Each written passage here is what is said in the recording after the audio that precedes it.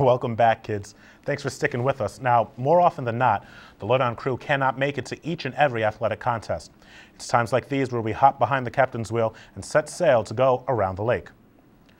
Mike Chamberlain, AJ Carapella, and Megan Boggin had themselves career days at the Denault Memorial Invitational this past weekend, each setting new school records in the process. Chamberlain jumped his way into the books with an ECAC qualifying jump of 22 feet, 1 1/2 inches to finish second on the day.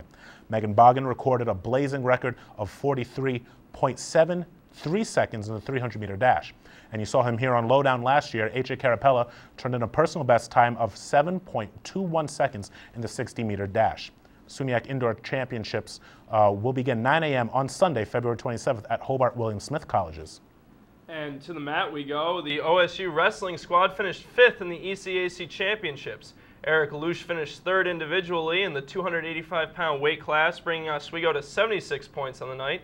In women's hockey, Plattsburgh defeated Oswego State 7-1 Friday night. Steph Mogerg had 3 goals for the Cardinals. Yes, it wasn't a good night for the Cardinals there. Lakers were on the road Saturday as the B-ball crew played home wrecker up in Buffalo, knocking off Buff State to clinch the 7th spot in the SUNYAC playoffs.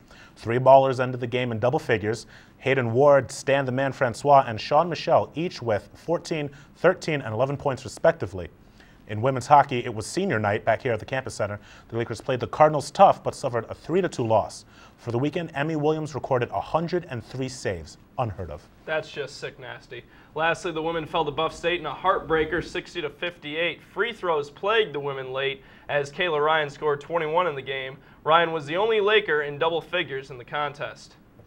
And for some, Laker hockey is just something you do on the weekends, but not for our guest today. To him, Laker hockey is a religion. We'll send it over now to Matt Armstrong with a man who might know more about Laker hockey than Coach Gosick himself, Joe Cran.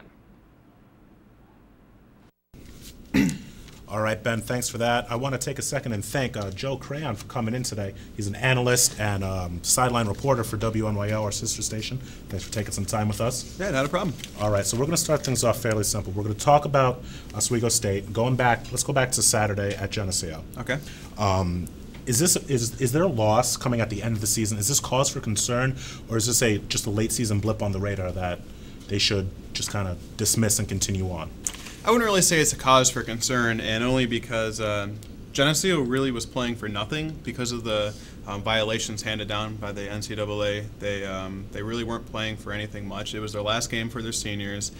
They really just wanted to go out with a big bang and beat the at the time #1 team, Oswego State Lakers. So I wouldn't really say it's a cause for concern. The only thing I was really concerned about was the penalties. That's been a constant theme for Oswego since about starting the Plattsburgh game. They've had a lot of penalties that they've been drawing. Unfortunately, they've been skating away with the win, but the penalties are definitely a concern that I noticed in that game, which is the only thing that they'd have to be concerned about. But overall, the loss, I wouldn't consider it I mean, it's always bad when you lose, but it doesn't really mean much in the big scope of things.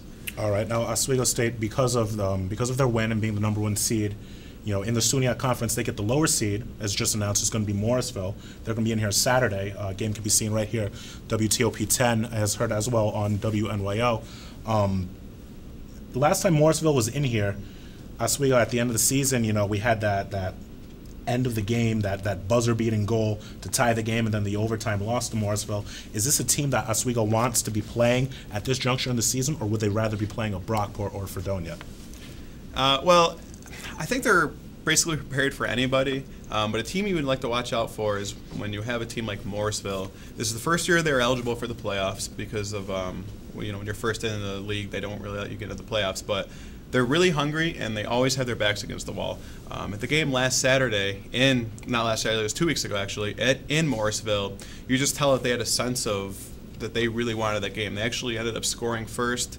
They were really aggressive and they really wanted to beat Oswego and claim, hey, we are here to stay.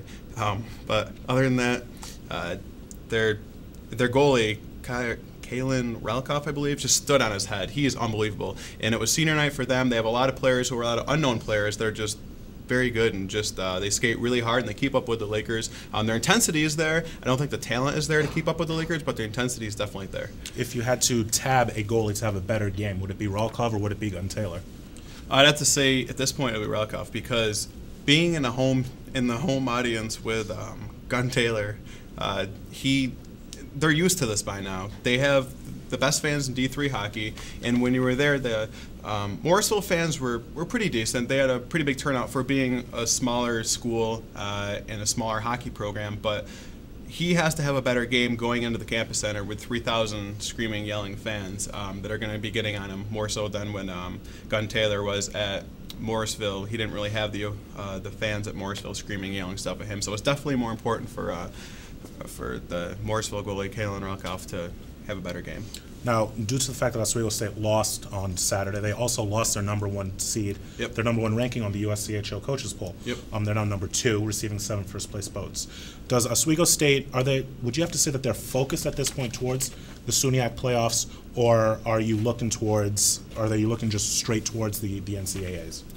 Well, you got to crawl before you can walk, and they want to win the SUNYACs. I know that's the goal of the seniors here. They already accomplished so much with winning the championship when they were freshmen, but they never won the SUNYACs, and I think that's something really important to them, not only because you get an automatic bid into the big tournament, but it also says something about the school and the season that they'd have. You'd hate to lose it when you had such a good season like they did now. You'd hate to not win the SUNYACs and hope to get in by a coach's bid. So.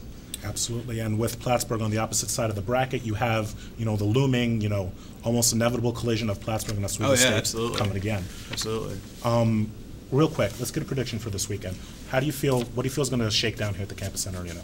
I think it's going to be a closer game than most people expect, because a lot of the fans, as you've seen before, when we play the teams at home, we blow teams out like we blow out Brockport, you blow out the Morrisvilles, and then when you go play them on the road in the later half of the season, the scores are a lot more closer. So I expect a victory for the Lakers, but it's going to be hard fought. It's not going to be a joke like many people earlier in the season thought it would be. A lot of fans are probably going to come in here saying, we're going to blow them right out of the water. But especially since Morrisville is coming into the Campus Center Arena, just like every team does, they play really hard, really aggressive, and they want to win it in front of the Oswego fans to really make us mad and make a statement and say, hey, we're here to stay. This is our first year of playoff eligibility, and we're going to stick around for the next several years. All right. Well, that game can be seen right here on WTOP 10 Saturday. Puck drops at 7 o'clock here at the Campus Center Arena. Tickets are still on sale for that. We want to thank Joe Crayon for coming through. He works for WNYO, our sister station over across the hall. Send him back to the desk with Ben. That man knows Laker hockey like Dickie V knows college basketball, just without the loud and slightly annoying sayings.